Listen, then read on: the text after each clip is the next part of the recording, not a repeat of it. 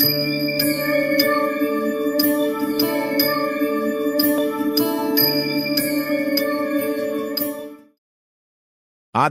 साधनाओं की अत्यंत गहन और महत्वपूर्ण विधाओं में से एक, जो हमें हमारे पुराने धरोहरों की दुनिया में ले जाता है, उसे हम जानते हैं अस्त्र शास्त्र। प्राचीन समय में इन अस्त्र शास्त्रों ने न केवल युद्ध क्षेत्र में महत्वपूर्ण भूमिका निभाई, बल्कि इन्होंने हमें आध्यात्मिक और तांत्रिक दृष्टि से भी विचार करने का अवसर प्रदान किया। जब भी हम पुराने समय की बात करते हैं, तो हम उस अनमोल विरासत की ओर उत्सुकता से मुड़ते हैं जो हमारे पूर्वजों ने हमें सौंपी है। इसी उत्साह और जिज्ञासा के साथ मैं आपका स्वागत करता हूं अपने चैनल ज्ञान संहिता पर। यहां आपको हर पुराने समय की रहस्यमयी जानकारियां, आध्यात्मिक विज्ञान और हमारे धरोहरों की अनसुनी कहानियां मिलेंगी। चलिए इस यात्रा में साथ चलें और हम साथ मिलकर पुराने समय की अनदेखी दुनिया को खोजें। धन्यवाद। प्राचीन काल से मनुष्य अपनी सुरक्षा के लिए हथियारों का इस्तेमाल करते रहे। भले ही आधुनिक हथियारों के जैसा विनाश न हो, मगर इतने खतरनाक जरूर थे कि आप इनके सामने खड़ा होने के सोच भी नहीं सकते।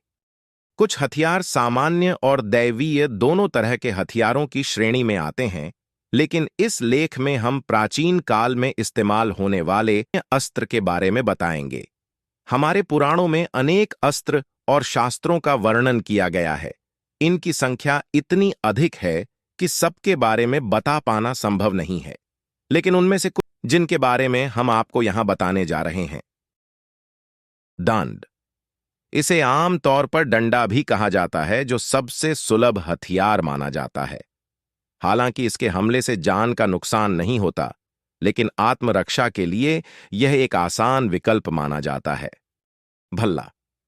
इसे आम भाषा में भाला कहा जाता है। यह सबसे सुलभ और अक्सर इस्तेमाल किया जाने वाला हथियार है। एक लंबी छड़ी के शीर्ष पर लोहे का नुकीला सिरा रखकर वार करने में सक्षम है। किसी भी युद्ध में एक साधारण योद्धा के पास भाला ही होता था। हालांकि कई सारथी और उत्कृष्ट योद्धा भी इसका प्रयोग करते थे, जैसे महाभारत में युधिष्ठिर इसके प्रयोग में सर्वश्रेष्ठ थे। आसी। हिंदी में इसे तलवार कहा जाता है। इसे सबसे आम और व्यापक रूप से उपलब्ध हथियार भी माना जाता है।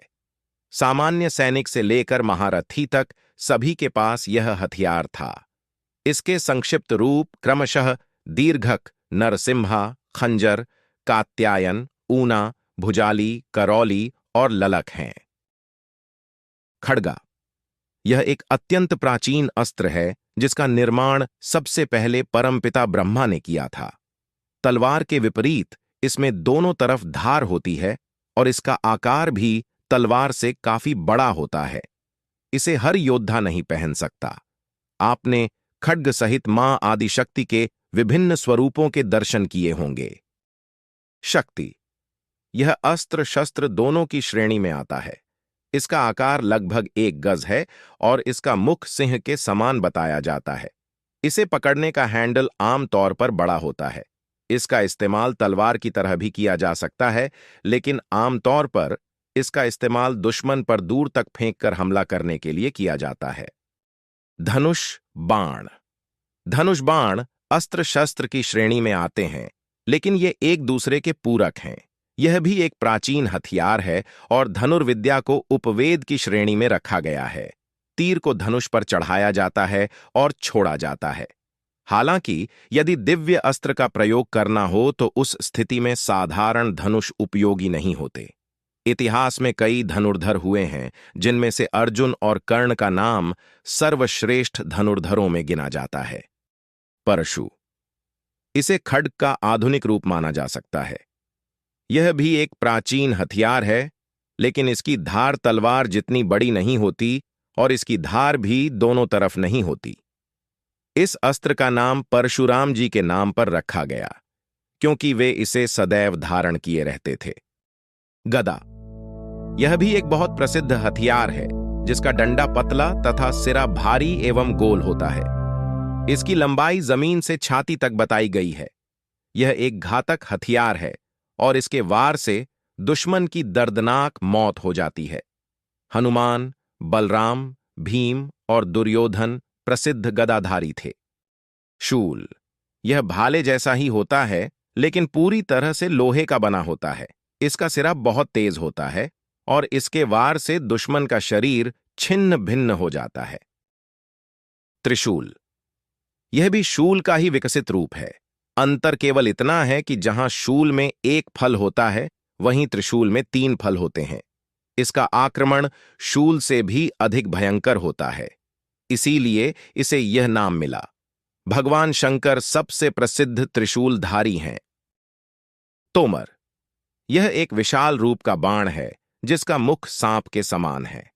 भाले की तरह इसका शरीर लकड़ी का और सिर लोहे का बना होता है। यह सामान्यतः लाल होता है। इसके हैंडल को पंख के आकार का बनाया गया है ताकि यह हवा को काटकर अधिक दूरी तक मार कर सके। पाश, यह शत्रु को बांधने का हथियार है। इसे बांधने से शत्रु असहाय हो जाता है। रस्सी या धातु से कई प्रकार के फंदे बनाए जाते हैं। धातु से बने कुछ फंदे खतरनाक होते हैं और इनमें फंसने के बाद दुश्मन की दर्दनाक मौत हो जाती है।